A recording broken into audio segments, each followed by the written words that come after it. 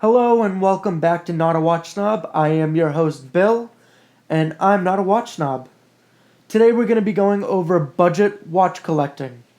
However, I actually hate the word budget watch collecting. I think it's very negative because the monetary value of your watch doesn't mean anything. What matters is the value you hold within that watch. For example, one of my best watches is a $5 watch I got on a cruise, and it's the story behind it that makes it one of my favorite watches. So the monetary value means nothing, and I think the word budget should be removed from our vocabulary. I like to use the word affordable luxury timepieces. So we're going to be talking about affordable luxury timepieces today. I got about 5 of them that we're going to be going over. Full disclosure, the 5 that I will be mentioning are watches that I've held, handled, bought, sold, collected all myself. So unfortunately, I've never bought a Casio. I've never bought a G-Shock. Unfortunately, so I can't really talk about things that I don't know or things that I've never experienced myself. So we will be excluding Casio and the G-Shock and all those digital watches that Casio makes, the beautiful ones that go for $15 a piece. It's just something I have no knowledge about, and it's something I'm not going to back unless I actually go out there and get it. Now, is it really my style? Not particularly, but I think I have a great selection of watches that we're going to be going over at an affordable price. Now, affordable luxury to me is a watch that goes anywhere from $30 up to $100. Now I cap it off around 130, 140. I know that's a lot to people, but I feel like that's like a perfect range to get the affordable luxury you're looking for. Now the criterias I look for in most watches, now some of these don't meet my criterias, but the criteria I look for in a watch is it has to be a known movement. If they just put automatic or manual, well, tell me more about that movement. I'd like to know.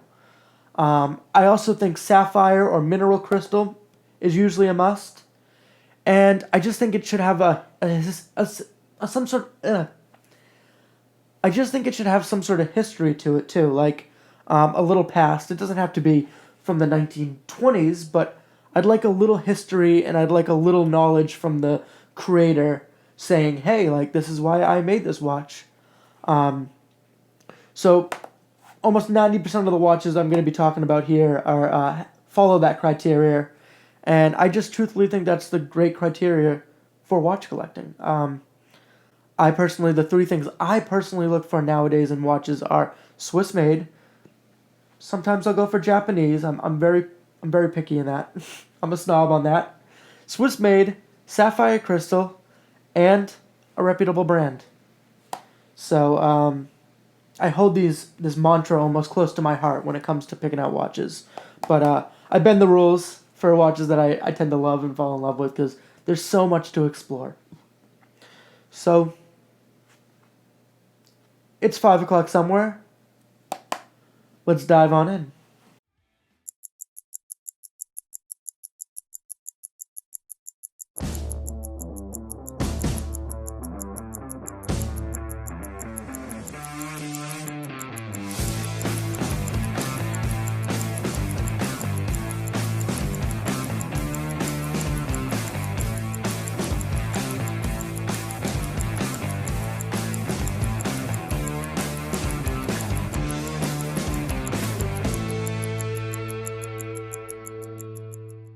So the watch I'm going to be talking about first is Sherling Original.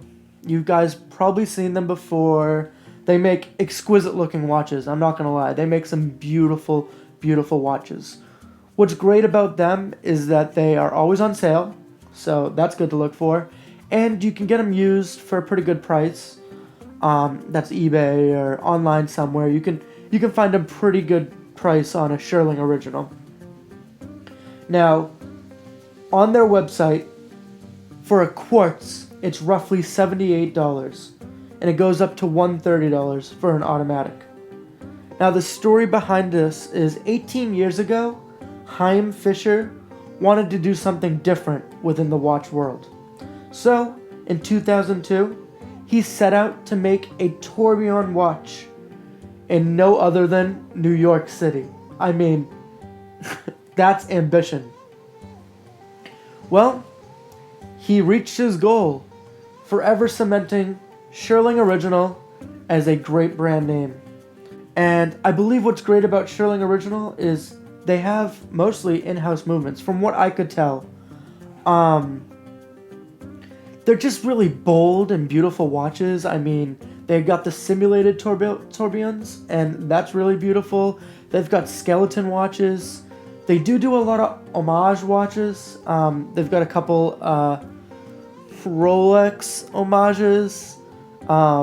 They've got a couple, I believe, Omega homages, but I tend to stay away from homages just because if I'm going to go for a watch, they've got some great stylistic watches that don't look like anything I've ever seen before. And if I'm going to go for a watch, I want something that's going to be unique and bold and be itself. I tend to not go for homage watches. Sherling Originals have been something I've had. I've had a couple of them. I love... I'm not even a huge skeleton fan, but I love their skeleton watches. It's so beautiful with those simulated tourbillons where they just kind of tick a little bit. It's like a carousel. Oh, it's a beautiful watch, and I think you should definitely check out Sherling Original if you're looking for a nice and unique timepiece. They're bold, they're big, they're in your face, and they're stylish. They go great with everything. Whether you're wearing a three-piece suit or khakis, you'll be liking this watch, I promise.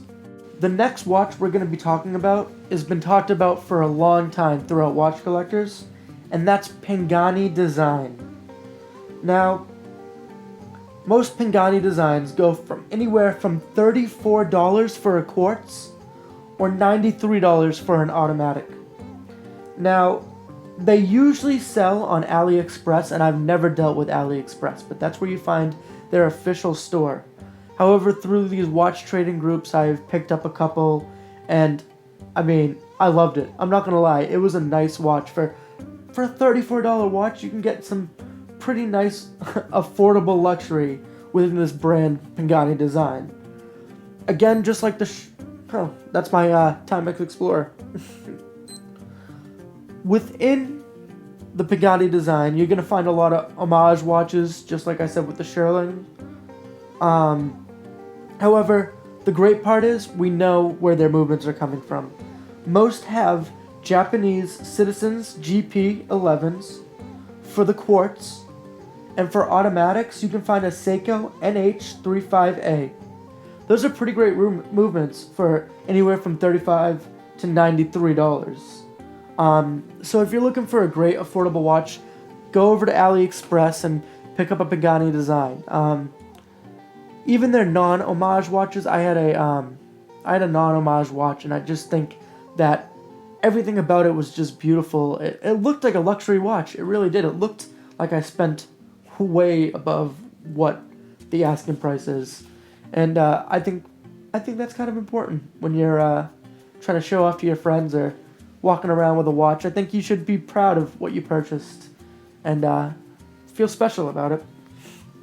The next watch you probably never heard before, and it's called Renato. Now, I would go and buy a Renato used because new, they're looking about $300 to $400. But used, you can find them anywhere from the $110 range to the $150. Now, I know that's a little bit above budget, but if you save for it, you won't be disappointed because Renato's got some beautiful, beautiful, beautiful, unique designs. They got sapphire crystal, check one. Their movements are a Ronda 1019, and they claim that their watches are handmade. So that's a checkbox for me. The way this company started, it's got history. We're going to check off that box. In 2005, Daniel Renato wanted to break away from the norm and wanted to create unique timepieces for the average man. Now, after you see these, I'm going to show them on the screen. After you see some of these pieces, you're going to want to go out and buy one. They got anything from diamonds to, I just think they're very, very beautiful watches. Like I said, along with the Pangani Design, these watches look like you're batting way above your your spending limit here. I mean, when I first saw my first Renato, I was like, oh shoot, this is gonna be like a $800 watch. I was pleasantly surprised. They wear well on the wrist. They're just beautiful, beautiful pieces. So definitely save that money a little bit and go after a Renato. The next watch we're going to be talking about is a classic in the watch industry, and it is Citizen. The Citizen range anywhere from $100 to $160. You can get them online, you can get them used, you can get them pre-owned, you can get them from the gray market. Do not, I repeat, do not go to retail. Don't go to K Jewelers. K is going to mark up that price to $200-$300, and you're just going to be left in the dust, truthfully. So I would definitely check online retailers for a nice Citizen watch. What's great about Citizen is it's an in-house movement. It's got timeless style. I can't stress that enough. Citizen has made itself known, and it owns so many big watch brands. And the great thing about Citizens is they have to adhere to that Japanese standard of watchmaking. They have the Eco Drive, which is charged by the sun. They were the first to do that. That was one of my first watches too. A Citizens Eco Drive. I still have it. I still love it, and it's been my watch for a good 15 years. So I highly recommend looking up Citizens, and you'll get great bang for your buck on that one. Again, it's a little over the budget, but you can find one for $100, even under $100. I promise you, they are out there. Just look. Now, the next watch we are going to be talking about is a watch that every watch collector should have in their collection, and that is Timex. Timex is the great beater watch. You can get a Timex anywhere from $30 to $80. The one I'm recommending is the Timex Expedition, the one that you heard beep in the last videos. I believe that they make their own movement. The only thing I saw was a Rondo, but a Ronda is usually a Swiss-made movement, so I'm a little confused on what I saw there. However, Timex is a tough watch. It's known as the watch that takes a licking and keeps on ticking. It's a brilliant American brand. It's reliable, and the feature on it, Indiglo, I use almost every night. I wake up at weird times, and I always want to know what time it is. And let's be honest, Swiss loom, even the best Swiss loom in the world, fades. But Indiglo has this amazing feature where it almost becomes like a flashlight if I hold it down, and it will just glow constantly, like a constant light of just, I'll know the time. That's the best of it. I'll know the time. Timex is definitely one of those brands you should definitely have in your collection. I think everyone should own a Timex. From the 30s on, they've just been making exceptional timepieces. Most of them, almost all of them are quartz. There are a couple non-quartz. They have the Timex Q, which has been really popular, going for actually increasing in value, which is pretty crazy. They have Timex Expedition, which, like I said, is one of the best ones. They have elegant styles, classy watches, dress watches. They have everything you could possibly imagine. So definitely check out Timex. This next part is honorable mentions. We have Fossil. Fossil is definitely an honorable mention. They're a fashion brand. You can find a Fossil used from anywhere from $30 to $180. Even new, you can find it for like $50. So definitely check out Fossil. They got some pretty cool designs. Invicta, the watch that everyone loves to hate, they've got bold styles, and you can find them anywhere from $50 to $190. They do have a lot of homage watches too, so make sure you stay away from that. Another watch that's probably the best bang for your buck, I've personally never had one though, I have had a Seiko, just not this particular model, is the Seiko 5. Everyone rants about them. They got that in-house movement. They range from $70 to $180. Great design, and they're automatics. They make their own, everything in there is in-house. It's a perfect watch. Seiko 5, definitely check it out. I'm going to have to get myself one of those too, so be ready for that watch review. Up next is Bulova, another American brand. It's got a lot of history. A moon watch. Have you ever heard of the moon watch? Not Omega, the Bulova moon watch. You can find a quartz for around 70 to 130. Definitely check out them. And last but not least, I hate mentioning it, but Watch Gang watches. You can find a Watch Gang watch for under $100. And quality, I wouldn't say is the top priority in Watch Gang. They do make some pretty good watches, but if you're looking just for cheap and you're looking for something with style, Watch Gang watches, you can search the internet. It's crazy. It's a very divided community because some people swear by these Watch Gang watches, Nautilus. There's a bunch of them out there, and some people hate Watch Gang. I'm in the middle. I've dealt with a couple of Watch Gang watches, and they didn't last long in my collection. That's all I'm gonna say. But definitely check out the Watch Gang if you're looking to spend a quick buck and looking to have a nice style. Well, that pretty much sums up our affordable luxury. Remember that, affordable luxury collection. If you have any questions, feel free to comment below. Don't forget to like and subscribe. I hope you enjoyed that video. I hope it was very informative. Shout out to GoTo for suggesting the video.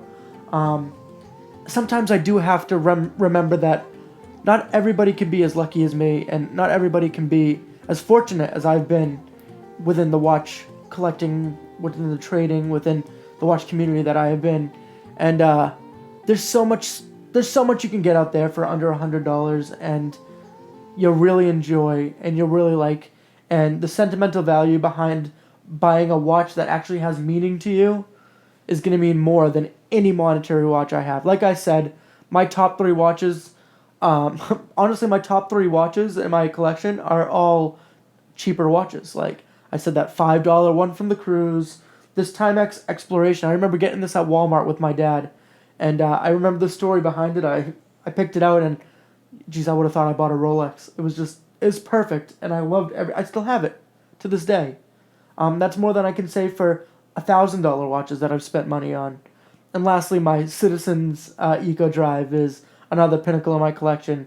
From Boy Scouts to weddings, I wore that thing everywhere, and it's had its fair share of scratches and bangs, and it still looks great. I still love that watch. So, at the end of the day, it doesn't matter what you spend. It matters the memories you're going to make and the enjoyment you're going to get. So, I hope you found this video informative, and I'll be listing some links below, possibly to Sherling and to Pangani, a couple of the other ones I mentioned. Stay tuned for my next videos. I appreciate it, guys. Thank you very much. And remember, I'm not a watch snob, and neither are you. Thank you.